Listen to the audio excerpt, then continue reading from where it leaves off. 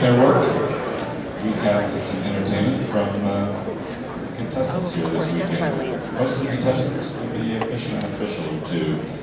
And first up is a family ensemble, Wendy and Tom Garner from Bedford, New York, and Kristy Garner from Pittsburgh. And their song is A Wonderful World.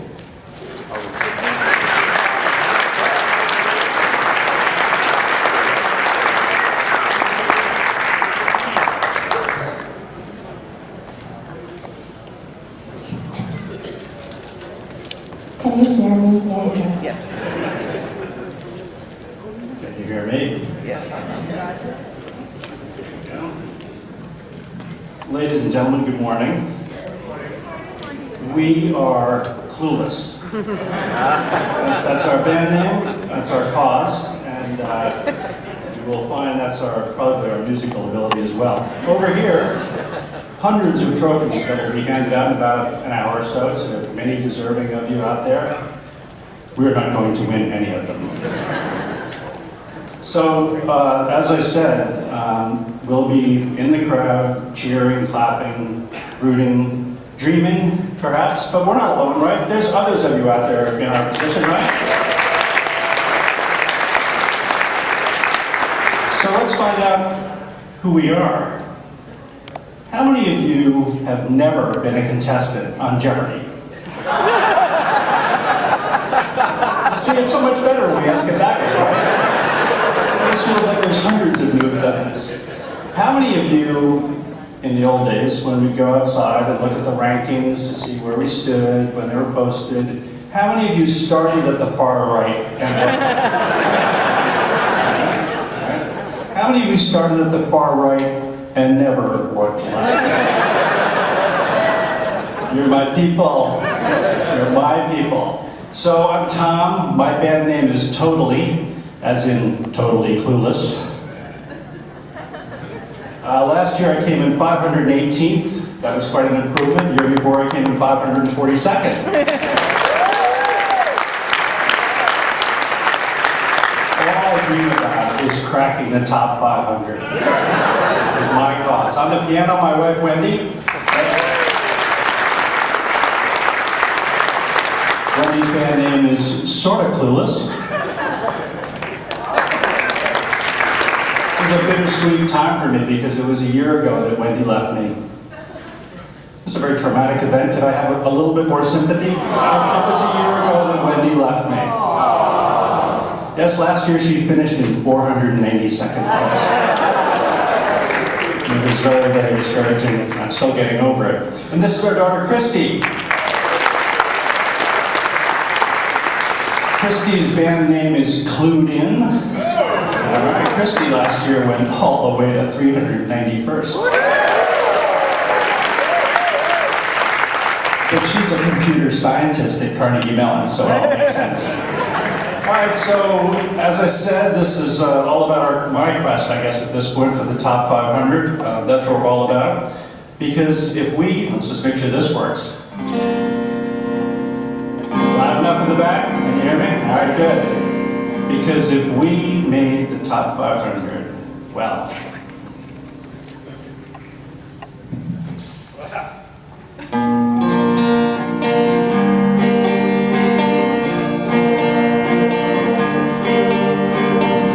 Puzzle 1 was a mystery. Puzzle 2 didn't click for me. Didn't get much of puzzle 3. At that point I needed Lisk or Ski. No, I don't really have a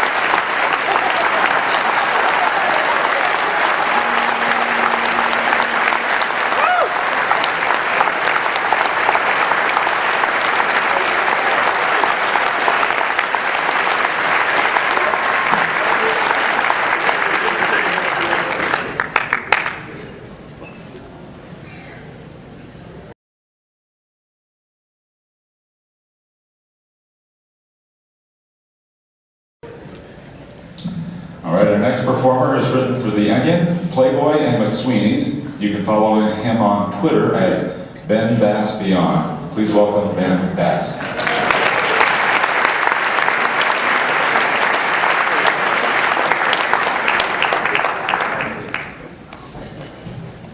Thanks a lot, Will, and thanks everyone, including my friends who came out. Thank you, guys. It is great to be back here at the Crossword Tournament. If you're looking for the cribbage tournament, that is in ballroom G. I have not been here in 3 years. I've been busy trying to finish puzzle 5. Let's start with a puzzle. Because it's Sunday morning, I thought an NPR-style puzzle might work. I write this type of brain teaser that Will uses on the radio, and when he uses my stuff, it's usually kind of hard. I didn't think that would work for today. Many of us were up late, catching up with our friends, having a few drinks, and of course we all lost an hour of sleep. And we've got some kids here today, so I thought I'd keep it nice and easy, something simple we could all play together. Okay, stay with me. I think you guys will all get this one. Think of a country. Okay.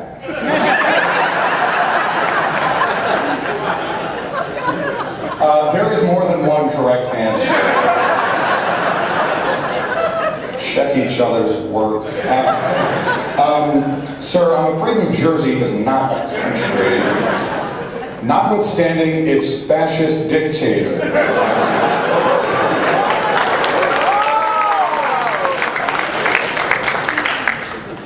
True story, my law school buddy crucified Rod Blagojevich, and he's the guy going after Kristy right now. We can talk about that afterward. Anyway, but the mention of New Jersey reminds me of why I love this tournament. You meet people from everywhere, from New Jersey to Connecticut to New Jersey, and of course, New York City. When I think New York City, I think New York Times puzzle editor and America's most lovable sadist, Will Shorts.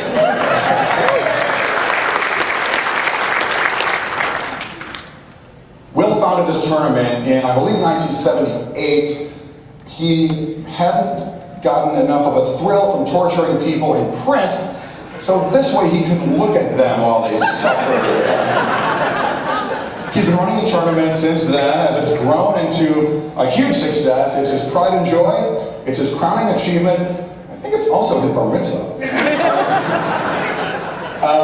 I called Will a couple months ago to tell him that I was thinking about doing a little stand-up at this year's tournament, and he said, "You totally should, that would be awesome." Or words to that effect. I think his exact words were, "Hell no." He said something about a body, over my dead body, that's what he said. But the thing is, I'm friends with the Teamsters who run this hotel. This morning when he woke up, in his bed, Will found a map of the Great Lakes with Lake Erie torn out of it. Moments later, there was a pounding on my hotel room door. Ben, you can do it! I had Mary Louise Parker in there at the time, so I appreciated the encouragement.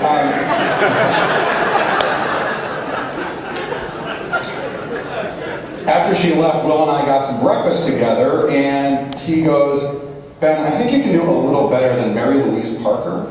I'm like, "Are you crazy? She's amazing." He goes, "She's 16 letters long. Her last name breaks up the supervocalic, and she doesn't even end in a vowel." Okay, consider this. So Will tells me I can do 5 minutes of stand-up, and I said, "No problem, I will just say every other word," which, weirdly, I'm doing right now. Will is a good sport, so let me get up here and say these silly things. He's probably giving me a little extra latitude because he and I are friends outside of the tournament. We've known each other for many years. I've been to his house up in Westchester. He has a lovely home up there. To protect his privacy, I probably shouldn't say which town, but I'll give you a clue.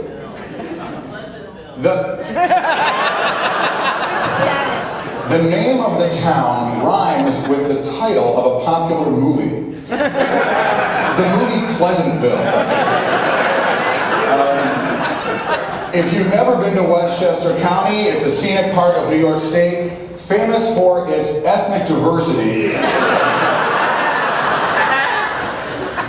They have both black and white Mercedes. But this isn't the time to talk about black and white. This is a crossword tournament. And it is some tournament. You've got it all here.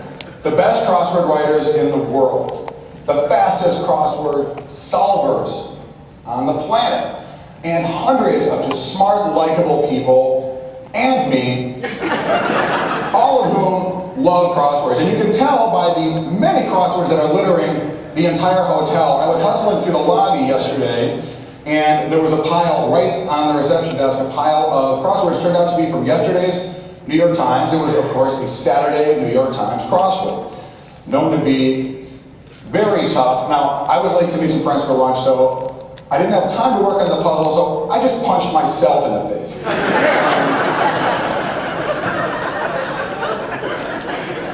But later, I did have time to work on the puzzle. I looked at it more carefully as I sat down in the hotel lobby, and I saw that the guy who wrote the puzzle was a young man named David Steinberg, who... He spoke here last night beautifully. David is like the whiz kid, this sort of young phenom of crosswords. He writes these really good, really hard puzzles that he's a teenage kid. They're already getting published in the New York Times. They're brutally difficult, but in person, he's like this lovely, sweet kid. So anyway, I sit down, I'm starting to work on David's puzzle, and you know, it was a Saturday New York Times puzzle written by a teenage Torquemada. It was not an experience. So, you know, a few minutes into it, I'm like, wow, this is rough. And I look up, and who's walking by but David Steinberg? So I punched him in the face. I'll skip the rest of the story where he beats me up. I actually like to end every stand-up comedy performance by talking about puzzle people who punch each other. So this is probably as good a place as any to stop, but not before I thank Will Shorts for letting me ruin his talent show. You guys, oh, excuse me, Will, I forgot to mention, I will be happy to come back next year and say the other half of my every other word. It is 100% profanity. You guys have been a really good audience. I appreciate it. And my name is Vic Fleming.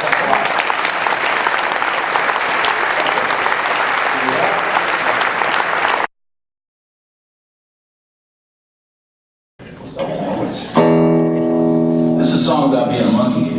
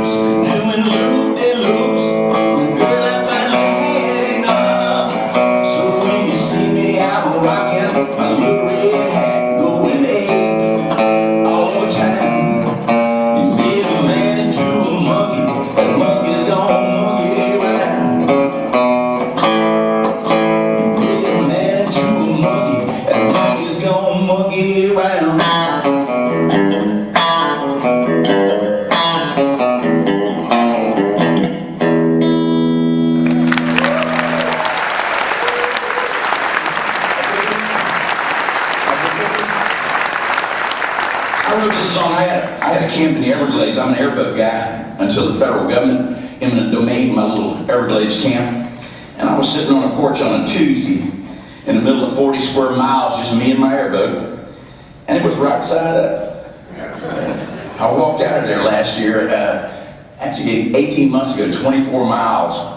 One afternoon, one night with that guy over there, Woody, because I sunk it.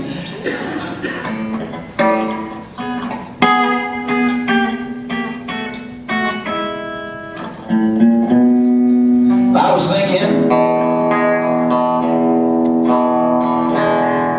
just the other day, about one of them good girls that I let slip on away, and all that hard time and trouble, girl, all we made was a little bit of play.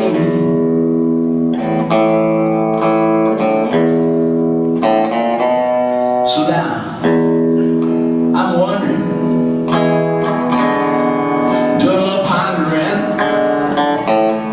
how come the lover's heart always seems to fade away?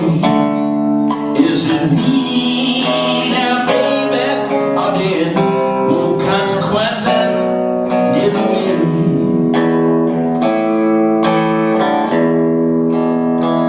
You see that it's and misses consequences. But the things we do and say, running on the wild side, chasing all them high times, and take a lover's heart, turn it to a sad lover's flame. So now I'm wondering, doing a little pondering, how come that lover's heart always seems to fade away? Is it me now, baby, or did more consequences getting away?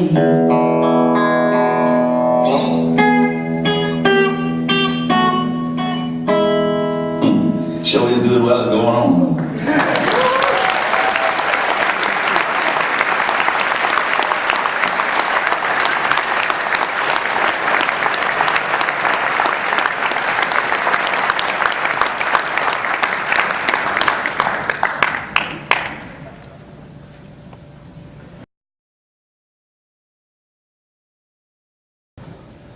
Thank you, Tommy Lee.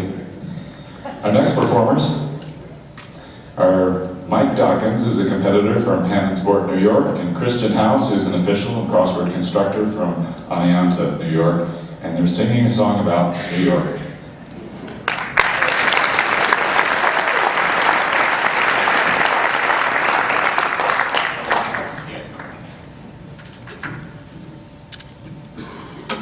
Check. 2.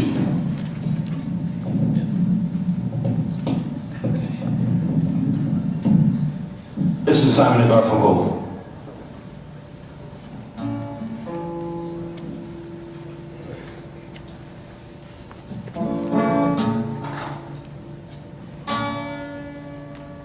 Can you hear that? Yeah. Okay, that's fine.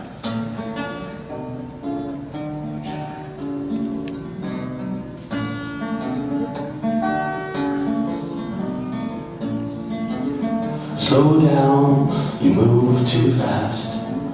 You got to make the morning last. Just kicking down the cobblestones, looking for fun and feeling groovy. Ba-da-da-da-da-da-dum, feeling groovy. Hello lamppost, what you knowin'? I come to watch your flowers growing. Ain't you got no rhymes for me? Do-do-do-do, feeling groovy. Ba-da-da-da-da-da-dum, feeling groovy. Well, I got no deeds to do, no promises to keep.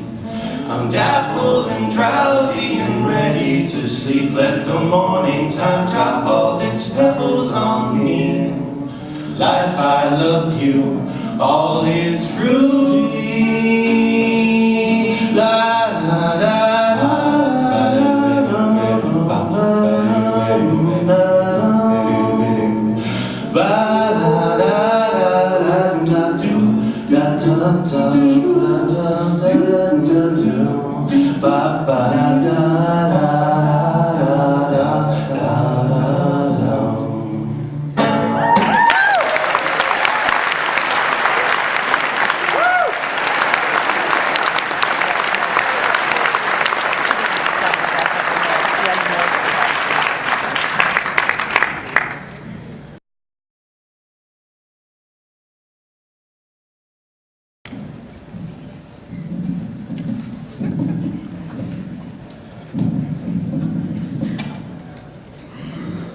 Our next performer is a judge and law professor from Little Rock, Arkansas. This is his 10th year at the ACBT and his 5th or 6th time performing. Vic Fleming.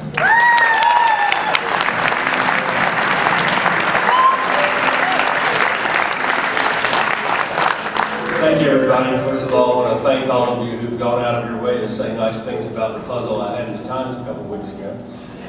And to the question that's most frequently asked, yes, I now sign my court orders 119 across. There was a puzzle circulating in the lobby yesterday and today by Annie Who, purports to be a Saturday Times puzzle. I hope you brought it with you. It's kind of an audience prop. And reading the clues and answers might help you a little bit on the song that I'm going to do. This song was inspired by a scene from the movie Wordplay. Those of you who saw Wordplay will remember that Ellen Ripstein was interviewed, and she made a statement to this effect. When I do a Saturday Times puzzle and it takes me 10 minutes, and then I see on the forum that they're saying it took all day, that just seems so strange to me. Now, this is a song about someone who can't quite do a Times Saturday in 10 minutes. Me, that sounds fun. There's also another shout out to the movie in this song. The very last line of this song is a line from the movie Wordplay. In fact, it's President Bill Clinton's last line of dialogue in the movie. If you know what it is, don't shout it out now. But if you can spot it coming, feel free to sing along with the song. The song is called Saturday Puzzle Memory. And I'll be working that puzzle as I sing.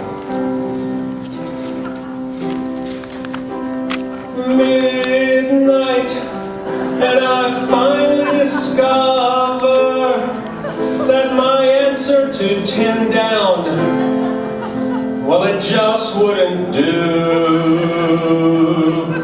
It could be Gentry, Krosel, Limble, Vinsky, or Shorts. Noted cruciverbalist, my only clue. Memory, it's so crucial in crosswords. Where'd I meet this guy Guido, who was Moore's TV boss? When I've solved this one, I will know what happiness is, 'cause that's the clue for 25 across. I should know what's Greek to me, from Alpha to Omega. But spare me rap sites on third world maps and texters' use of data.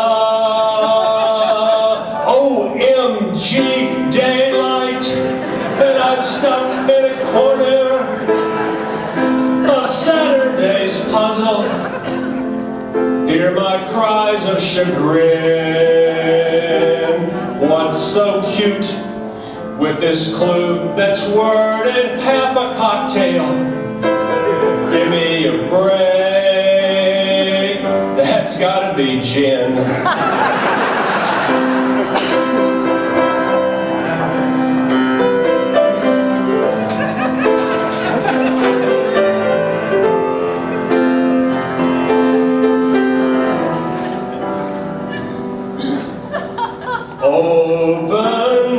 boxes on the grid. I'm sure the editor hates me, but time's a-wasting and the Times is coming. A Sunday grid awaits me. Egad, it's so easy to fool me. Add one more to my stack of weekend puzzles undone.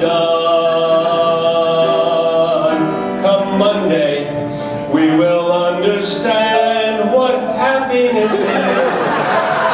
Crossword puzzles. I don't know, they're fun.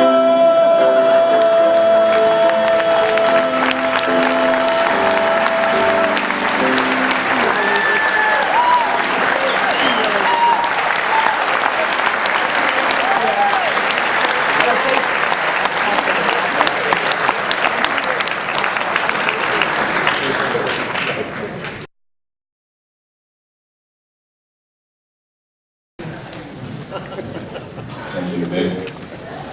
All right, our next performer is Martin Kivell. He's a stand-up comic from Connecticut. This is his 7th tournament, and he says now that we're moving back to Stamford, he can only say it's about time.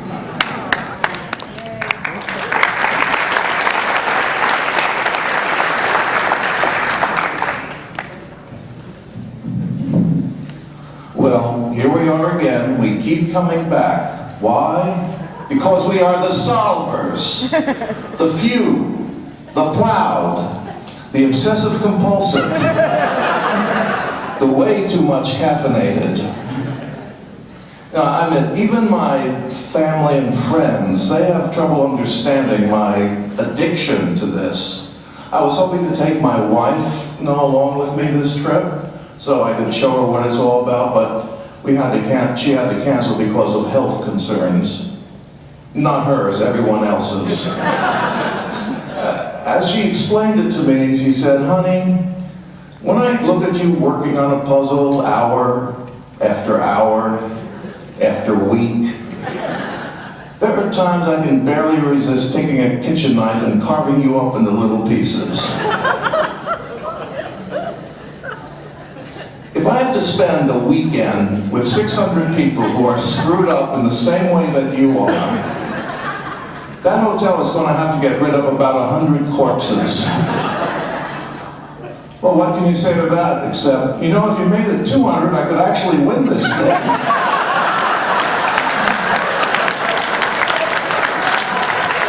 I know you were thinking the same thing, huh?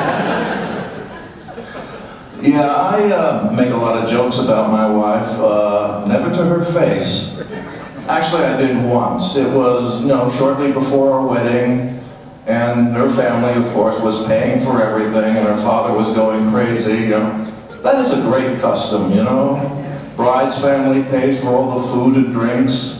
Groom's family makes sure there are no leftovers. I like that.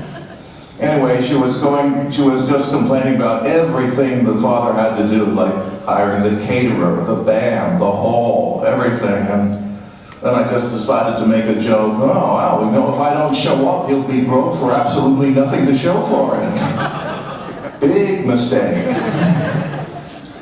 She didn't say anything, she just gave me a look.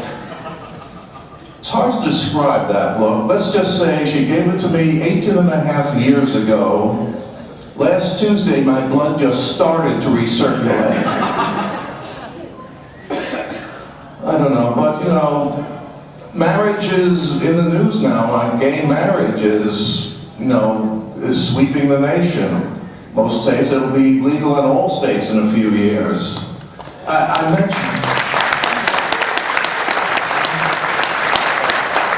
I mention this because this affects a member of my family. My cousin has been praying for this law for years. He says now that it's happened, all his dreams have come true. Oh, I have to tell you, my cousin, he's not gay.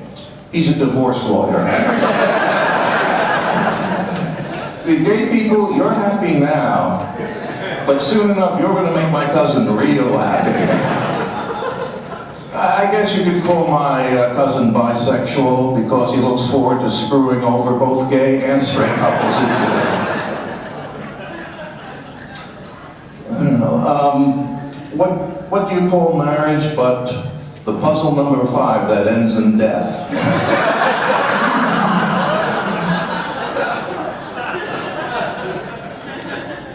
I mean, some of us, well, we set these little goals. Not all of us can be the champion. So I've set this little goal for myself. I just want to finish puzzle number 5 once. 1 year. So I'm willing to try everything. And, you know, marijuana is legal now. So I ate this very special brownie just before puzzle number 5.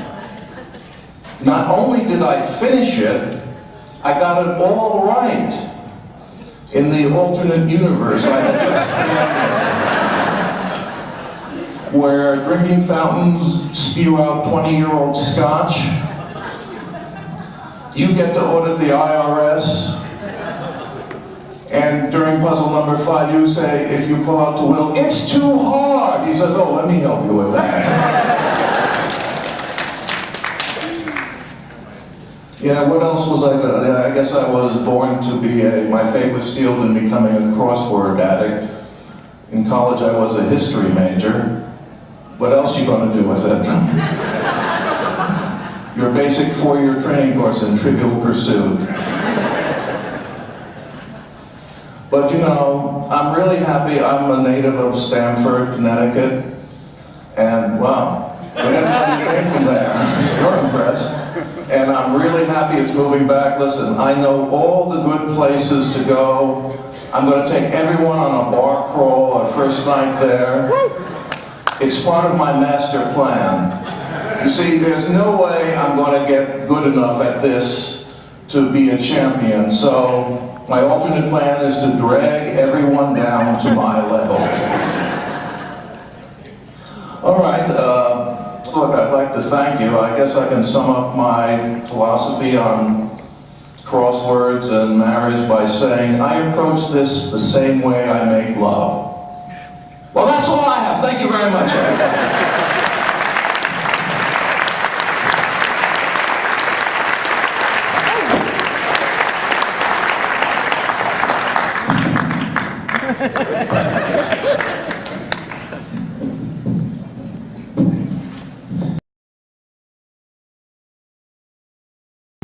Our next performer is Alexia Tate. She's a stay-at-home mom and children's performer from Jackson Heights, Queen, and this is her second ACBT.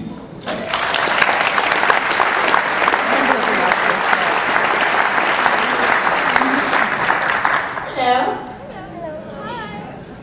Sound like anything, you guys? Yeah. All right. Well, as Will said, I'm a children's performer, so usually I'm sitting on the floor, so it's going to be kind of hard to do standing. And I just decided to put together a medley of children's songs so you know how the melody goes. And there's a puzzle in the second song, so if you know the answer, you can shout it out. There was a crossword, had a blog, and wordplay was its name, oh. W-O-R-D-P-L-A-Y, W-O-R-D-P-L-A-Y, W-O-R-D-P-L-A-Y, and wordplay was its name, oh. Okay, let's do it with claps. We're not going to do it with claps. This is the one with the puzzle. The itsy bitsy spider crawled down the center stack, but it was an anagram that made the solver crack. Out came the internet to clear up all frustration. Cecil Rhodes was a colonialist, which in turn is... anyone?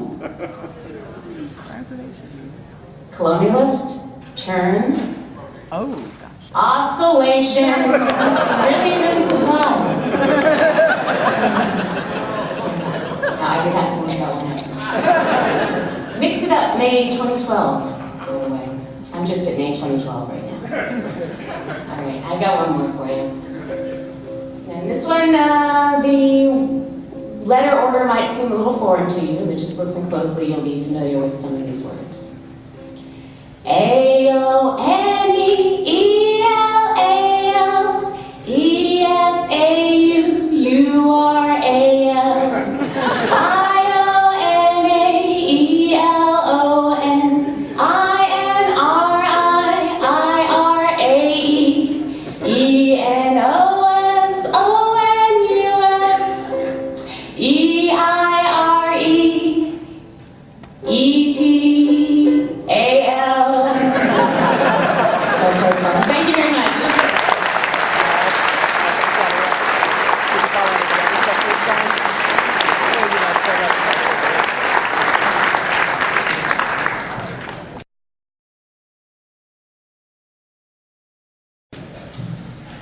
The next performer says, and here for some comic relief, like you need a laugh after Puzzle 5, Ed Stein.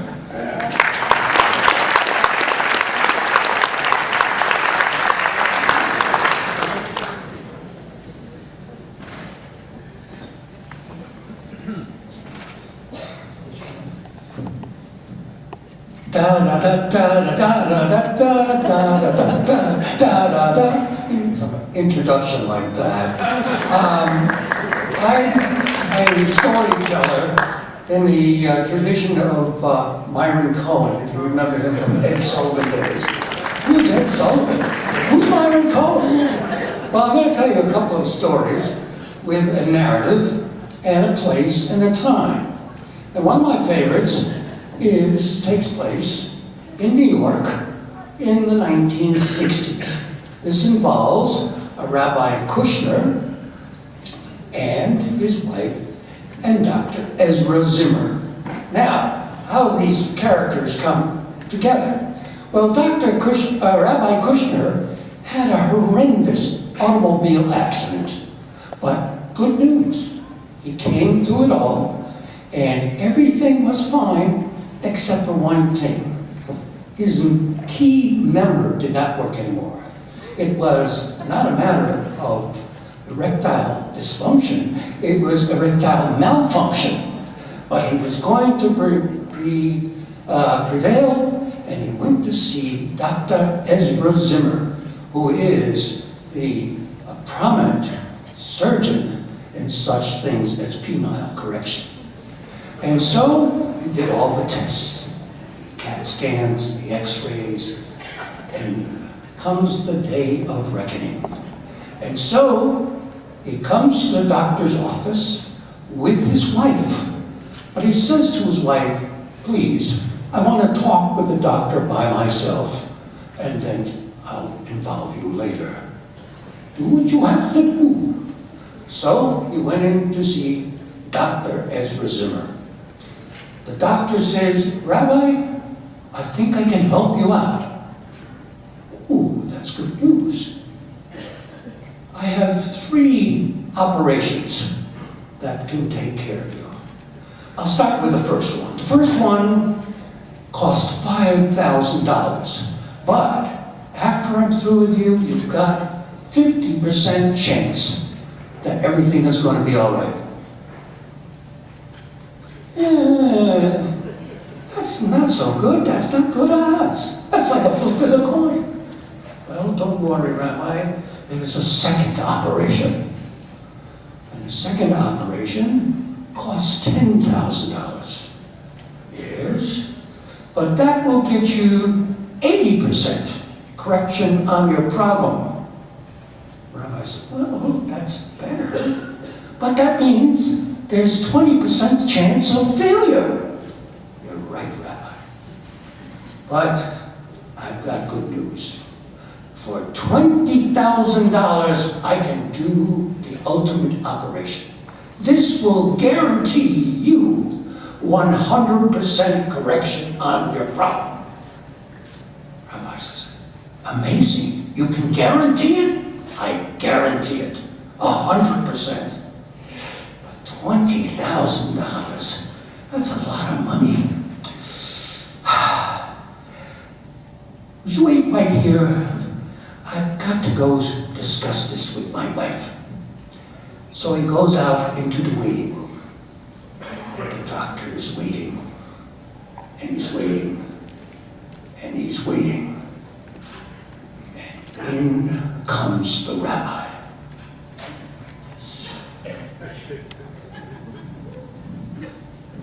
The doctor says, "What did she say? What did she say?" "She said she'd rather redo the kitchen."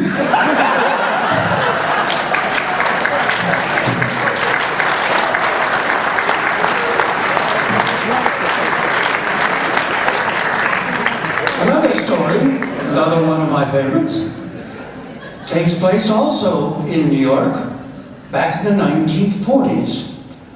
This involves our hero, or anti-hero if you want, Dexter Hightower, who was a very wealthy industrialist with a penthouse apartment, and he has practically everything.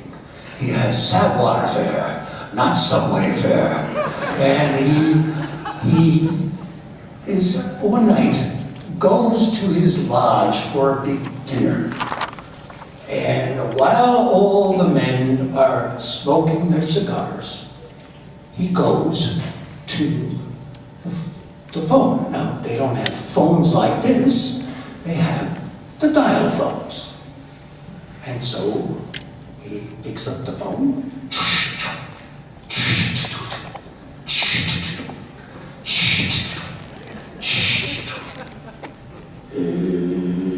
The phone picks up.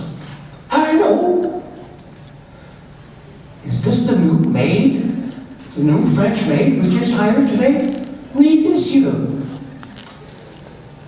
I'd like to talk to my wife. Would you please go get her for me?" "Oui, monsieur."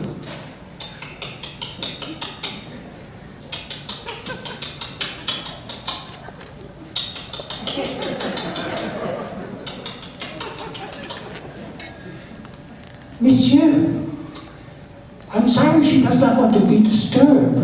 She's in bed with another man." "What? What? That bitch! That witch! Oh, I suspected this all along. I want you to do one thing. What is your name?" "Lisette, monsieur." "Lisette, very good. Are you in the library answering this phone?" "Oui, monsieur." "Well, I want you to open up the top drawer, okay? Did you open up my top drawer?" "Yes." "Is there a pistol there?" "Yes." "Lisette, I want you to take this pistol, and I will give you $10,000 in cash if you take this pistol and go upstairs and shoot the both of them." "Oui, monsieur. I will do that."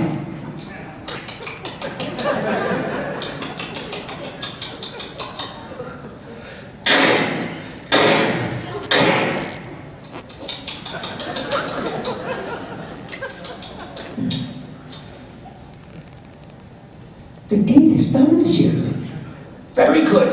But I've got to ask you one more thing. Would you go upstairs and drag both of the bodies down and throw them into the swimming pool?"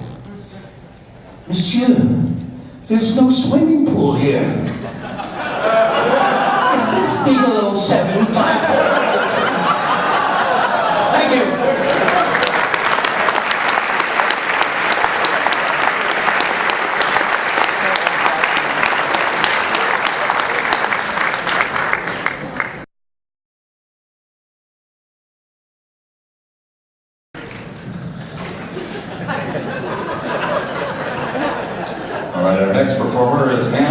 She is a New York actress and singer and an avid crossworder. And she says when she heard this song, she knew it would be, she knew it would end up being her signature. Here's Anna Lively.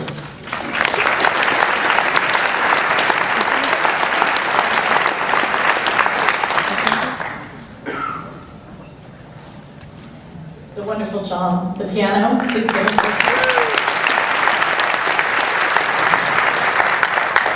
a little hot for the song.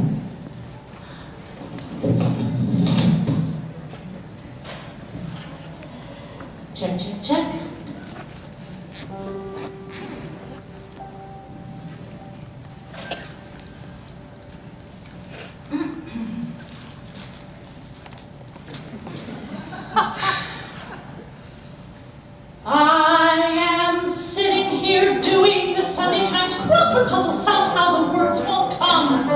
I am staring at squares, but my eyes never focus, and my mind's feeling strangely numb. What's a 5-letter word meaning? Here's an example. 2 down, a Peruvian poison dart. Now when Hecky and me used to breeze through the puzzle on Sundays, the answer would leap in my heart beast. That's a new GNU. Boop-boopy-doo. Where is Hecky now? Ha! He ran off with some floozy on a boat bound for warmer climes. And he left me here doing the crossword puzzle in the Sunday. All the times we had fun with him, when more often than not, he'd say, "Hon, what's a pustule?" And I'd say, "It's a blot." He'd say, "Afghani nomad," and I'd say, "It's a curd." I would let him hold the pencil. He could write in the word. And when he was having trouble spelling tryst, T-R-Y-S-T, I showed him how I showed him. 23 across, lover, archaic. Amorist. A-M-O-R-I-S-T blank. I am sitting here doing the Sunday Times crossword puzzle. Somehow the words won't come. Can you figure it? Me with my splendid vocabulary. Maybe I should play dumb. What's a 4-letter word meaning? Why should it happen to us? There was never a moment's doubt. All at once, Hecky's jumping and screaming and yelling. I tell you the 4-letter words that came out. Prefix. That means bro. P-R-O. Bodio-do. Makes you feel as if having brains or intelligence was one of the world's worst crimes. And the sentence is doing the crossword puzzle in the Sunday. All the times Hecky tell me, "You shut up, this I'll get." 7 blanks meaning air hole. It's fistula, I bet. I'd say no, he'd say, "Don't tell me." It's tubulus, tubuli. I'd say, "Hecky, it's chimney." Hecky'd sit down and cry. Perhaps that's why I'm left here on the shelf. Perhaps he wanted to get the long ones by himself. 30 across. She carries a torch. Statue of Liberty. S-T-A-T-U-E-O-F-L-I-B-E-R-T-Y-Y-Y-Y-Y. Am I sitting here doing the Sunday Times crossword and no other words won't come? Cause my mind is miles off on a boat to Bermuda with an ignorant, lousy crumb. What's a 5-letter word mean? Phi Beta Kappa. That's me. I'm as bright as a girl can be. So bright someone else who can't tell a fake from a frigate is off with my Hecky at sea. Bird. That's an auk. A-U-K.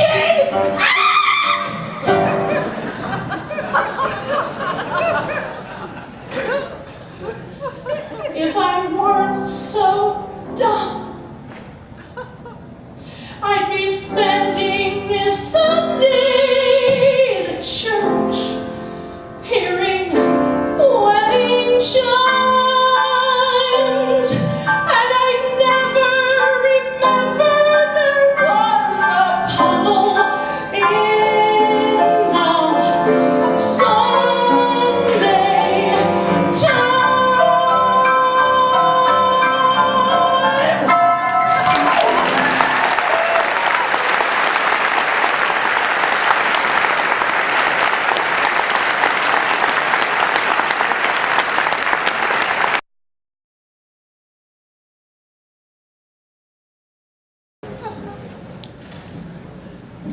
Well, hi everyone, how are you? Good. It's great to be back here in Brooklyn. Although, as well announced this morning, the tournament is returning to Stanford. How do you all feel about that? Well, now that the tournament will be leaving Brooklyn, I'll put it in such good company as the Dodgers, the Pfizer pharmaceutical plant, and the majority of morning commuters. Not likely to be leaving Brooklyn anytime soon, and erotic. Yeah, that would be the other Brooklyn. Okay, good grown. Got that out of the way. Excellent. Now, I don't know about you, but I'm sometimes dismayed by the evolution of the English language, and a pet peeve of mine is the current usage of the word good, as in, how are you? I'm good. Not good. Often used as a stand-in for I'm fine or I'm well. I'm good can also be a dismissive variation on no thank you. Let me give you an example. Hello, and I'm calling from the Rob Ford re-election campaign, and I'd like to know if we can count on your support. I'm good. And then there's the flip side of that, which is, you're good. Now, no longer simply a simple statement confirming that the other person is one level below better and two below best. You're good can mean anything from you're ready to go to a version of don't worry about it. Let me demonstrate. Excuse-moi, Louis, mais the people are saying that they want bread. So I said, let them eat cake. Do you think that will be a problem? You're good. Now, like me, I'm sure many of you look forward to the annual selections for Word of the Year. And this year we had an interesting choice from the American Dialect Society, which was the word because, based on the increasingly frequent use of because followed by a single word. As in, I no longer bother with the second half of sentences because lazy. But I think because should have been the word of the year in 1939, which was the year when the following immortal lines were first heard. If ever, oh ever, a whiz there was. The Wizard of Oz is one because. Because.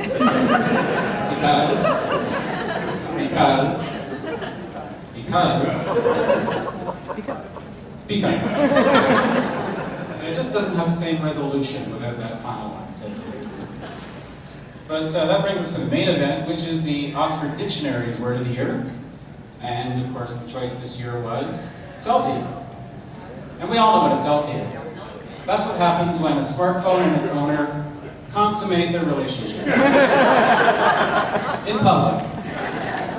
Of course, selfie used to have an entirely different meaning, which was an activity discouraged by priests. But now, with the blessing of the OED, even priests can fire off a selfie anytime they feel like it. No confession required. Shh. Forgive me, Father, for I have selfie. Probably at least once a day since my last confession. Nonsense, my son. This is 2014. In the name of the Oxford, the Collins, the Merriam-Webster, you're good. Now, like I said earlier, it's great to be back here, and if I may, I'd like to carry on a little tradition I have, which is to share with you something I call chance meanings. And that's when you see two words next to each other in a crossword that don't normally belong together, but when you see them, they suggest a funny new meaning. So I brought along a few examples, just a few, this year, to share with you, if I may, right now.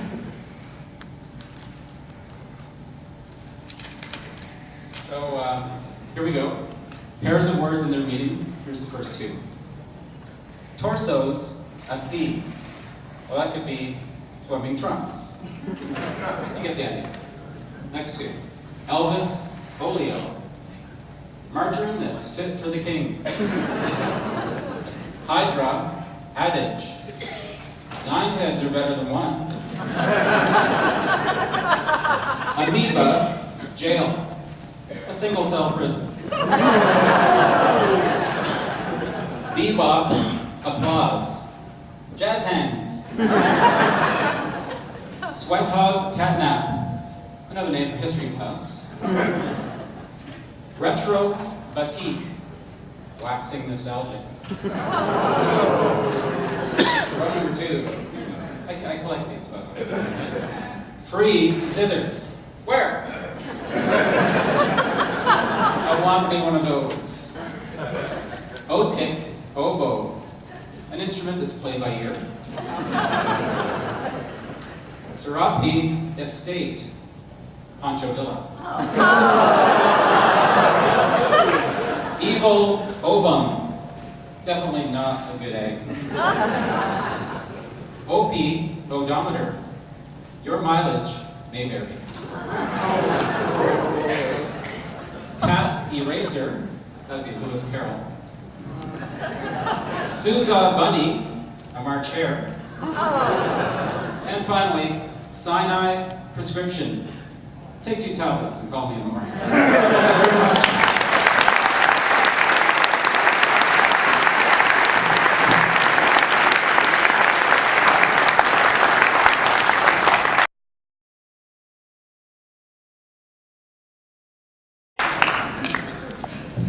Okay, we have 2 more performers. Our next one needs no introduction. She says, seriously, how can you sum up this crazy gal in just a few words? From the awesome gold medal winning hockey capital of the world, give it up for Esther.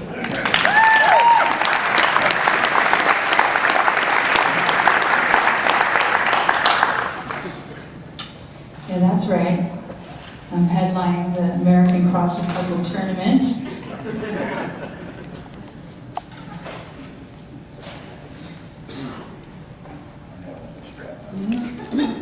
Got a strap malfunction happening. It's all good. Once again, my backup, Tommy Lee Cook.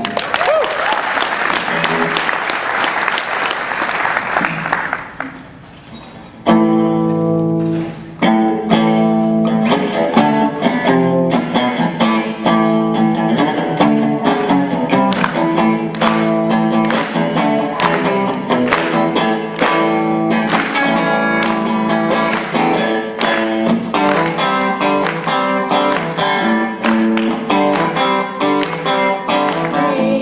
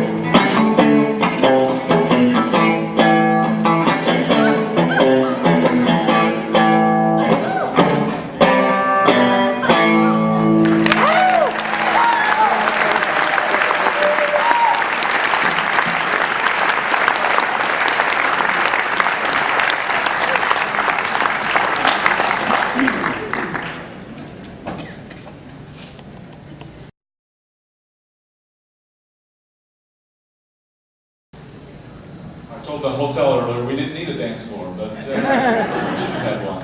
All right, we have a last-minute addition to the program from Santa Barbara, California. He writes the Muller Monthly Music Meta, Pete Muller.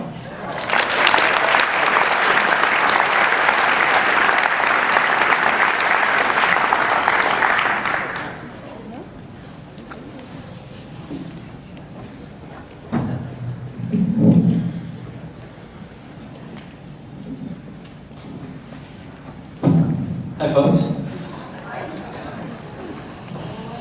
So a couple of years ago, I came here and I got inspired during the tournament. Wrote all these lyrics during the tournament. There's a song, I Can Beat Dr. Phil. Anybody remember that one?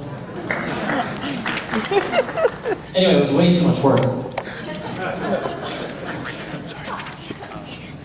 So I didn't think I was going to do anything this year, but then I woke up this morning and I thought, you know, there's a song I can actually adapt pretty quickly and do for you guys, so I'm going to do that. It's by a Swedish guy named Avicii. Who's heard of Avicii? Okay, it's going to be tough crowd. This was, I think, the #1 song in the country for a little while, but I don't think Avicii's been in the New York Times yet. Anyway, this song is dedicated to Brendan and Quigley.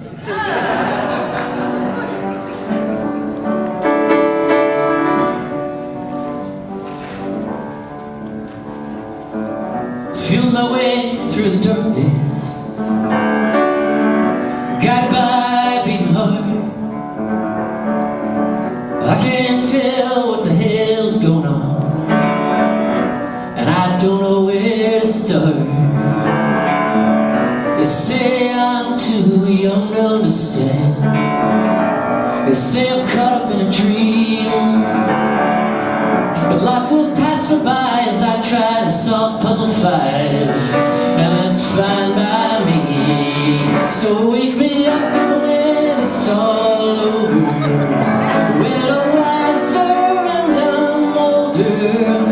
All this time I was finding myself, and I didn't know I was lost.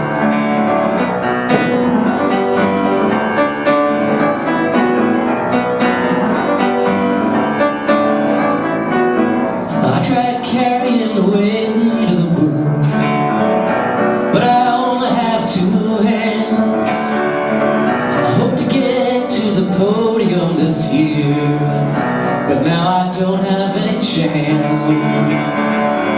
I wish that I could stay forever this young, not afraid to close my eyes. Hey Will, next time you do an interview, don't show them puzzle 5. And wake me up when it's all over, when I'm wiser and I'm older.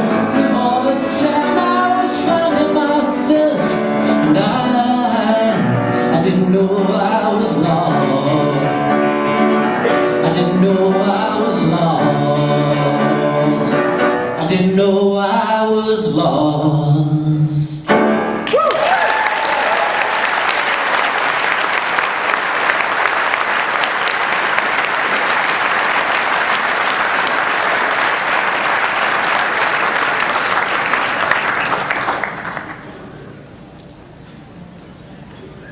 That was an embarrassment of riches. We have so many talented people in this room.